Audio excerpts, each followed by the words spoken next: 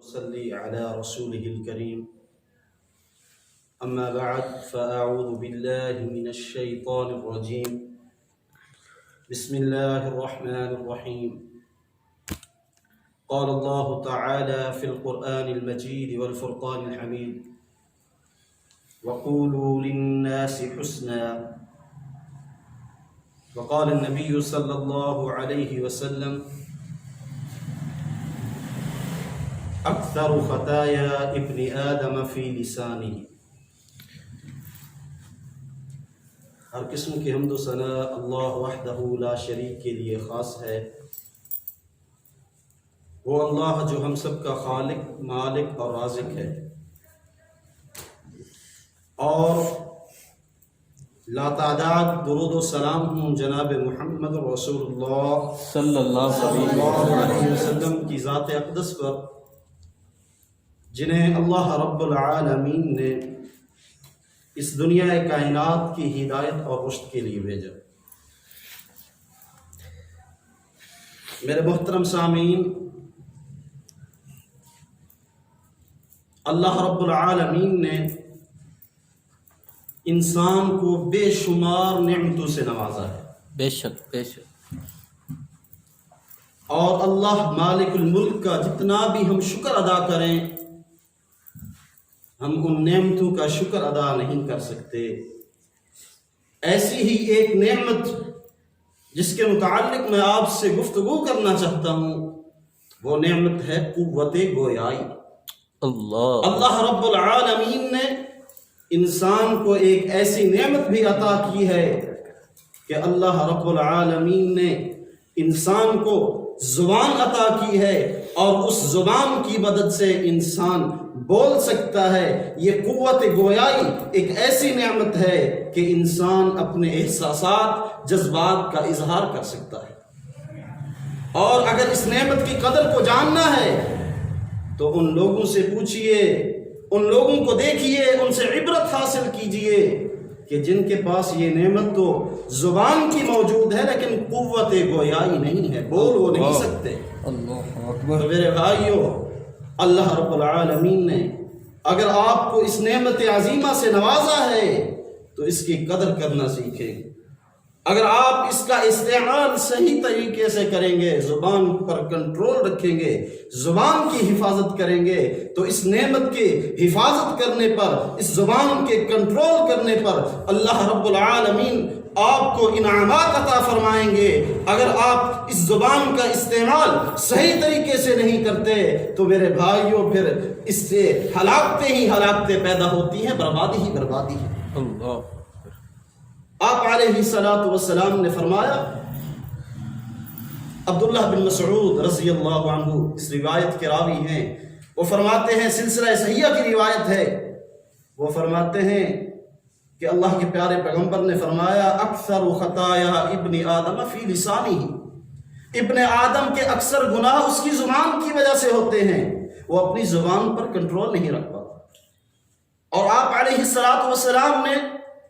اپنے صحابہ کو بھی یہ نصیحت فرمائی تھی، اے میرے صحابہ، علیک بحسن الخلق، تم پر لازم ہے کہ تم حسن اخلاق کو لازم پکڑو،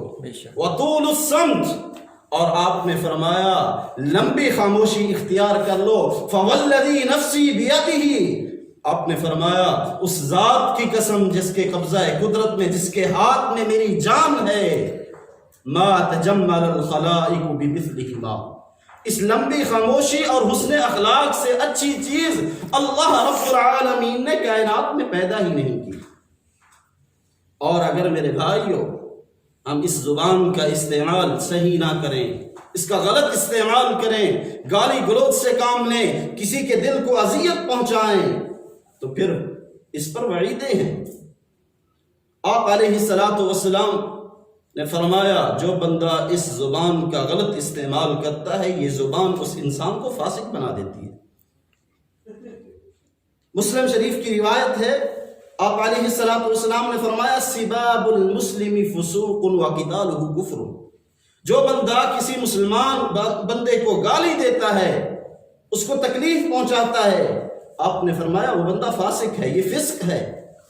اور یہیں پر بھی بس نہیں، بلکہ اگر ہم زبان کا استعمال غلط کریں گے، اس کی حفاظت نہیں کریں گے، میرے بھائیوں، اس زبان کے غلط استعمال کی وجہ سے ہم قیامت والے دن بلکہ عذاب قبر سے بھی دوچار ہو سکتے ہیں۔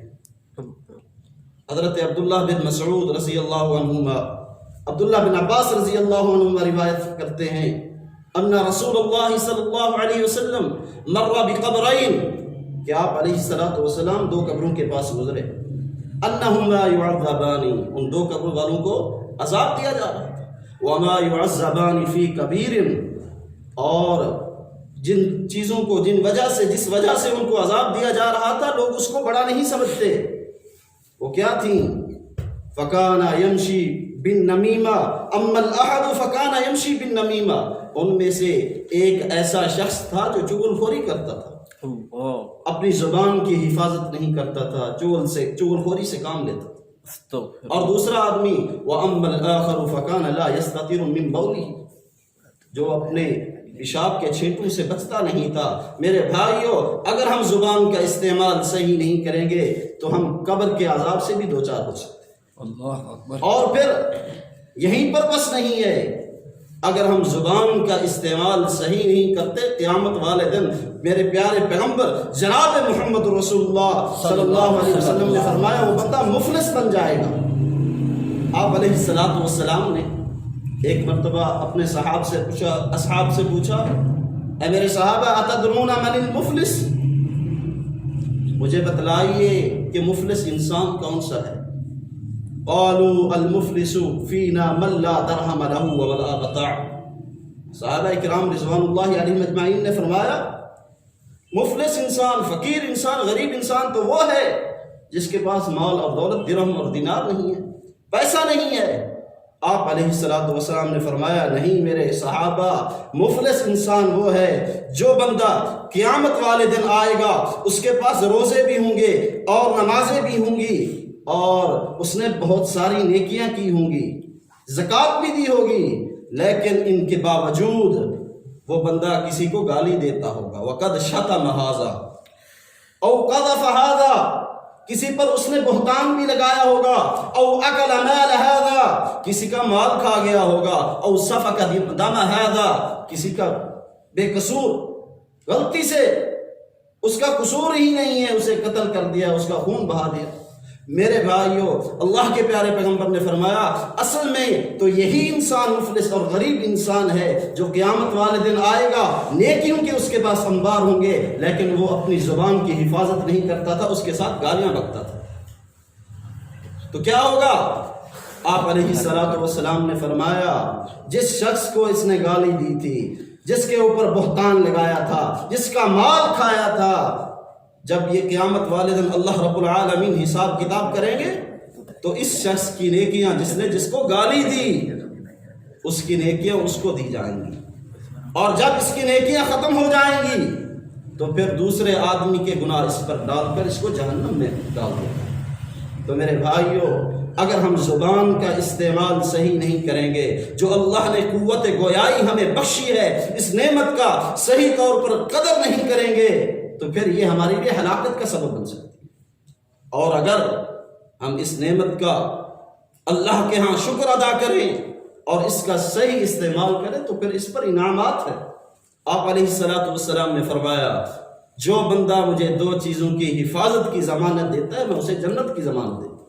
سبحان اللہ۔ آپ نے فرمایا من یضمن لی ما بین لحییہ وما بین رجلیہ، جو بندہ مجھے دو چیزوں کی ضمانت دے دے، ایک تو اپنی زبان کی حفاظت کی اور دوسرا اپنی شرمگاہ کی حفاظت کی ضمانت دے دے، اضمن لہ الجنہ، میں اسے جنت الفردوس کی ضمانت دیتا ہوں۔ سبحان اللہ۔ یہ کم انعام ہے کہ بندہ اپنی زبان کی حفاظت کرے، اس پر کنٹرول رکھے، اور اللہ کے پیارے پیغمبر نے ضمانت دی ہے کہ اسے جنت الفردوس میں جگہ ملے۔ سبحان اللہ، سبحان اللہ۔ اور دوسری حدیث سنتے چلیے، اللہ کے پیارے پیغمبر نے فرمایا طوبی لمن ملک لسانہ،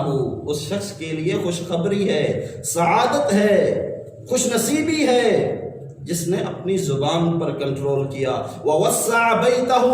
اور اپنے گھر کو اپنے لیے کافی سمجھا، وبكى على خطيئته، اور جب اس سے غلطی ہو جائے، گناہ ہو جائے، اپنے گناہوں پر روتا ہے۔ پیارے پیغمبر نے فرمایا جو بندہ اپنی زبان پر کنٹرول کرتا ہے اس کے لیے توبہ ہے، اس کے لیے سعادت ہے۔ اور میرے بھائیوں، ایک دوسری حدیث سے معلوم ہوتا ہے کہ توبہ ایک جنت میں ایسا درخت ہے، پیارے پیغمبر نے فرمایا ایک تیز رفتار گھوڑا اگر دوڑایا جائے اور پھر اس گھوڑے کو چلتے چلتے 100 سال لگ جائیں پھر بھی اس توبہ درخت کی سایہ ختم نہیں ہوگا۔ تو میرے بھائیوں، جو بندہ اپنی زبان پر کنٹرول کرتا ہے اس کے لیے خوشخبری ہے، سعادت ہے۔ اور آخری حدیث سن لیجئے، حضرت جابر رضی اللہ عنہ مروی ہیں، وہ فرماتے ہیں کہ اللہ کے رسول صلی اللہ علیہ وسلم نے فرمایا جو بندہ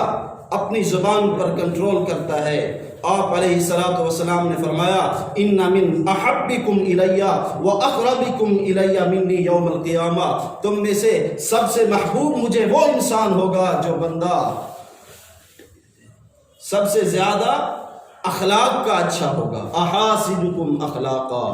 ان من احبکم الی واقربکم الی منی یوم القیامہ احاسنکم اخلاقا۔ آپ نے فرمایا جس بندے کی زبان اچھی ہوگی، لوگوں کے ساتھ رویہ اچھا ہوگا، گفتگو کرنے میں انداز اچھا ہوگا، کسی کو گالی گلوچ نہیں دیتا ہوگا، فرمایا قیامت والے دن اسے میری ہمسائیگی بھی ملے گی، رقابت بھی ملے گی۔ میرے بھائیوں، ہمیں بھی کوشش کرنی چاہیے، اللہ نے جو ہمیں یہ نعمت عظیمہ عطا کی ہے ہم اس کی قدر کریں اور اپنی زبان کا استعمال صحیح کریں۔ اللہ سے دعا ہے اللہ رب العالمین مجھے بھی اور ہم سب کو عمل کرنے کی توفیق عطا فرمائے۔ آمین۔ وآخر دعوایا ان الحمد للہ رب العالمین۔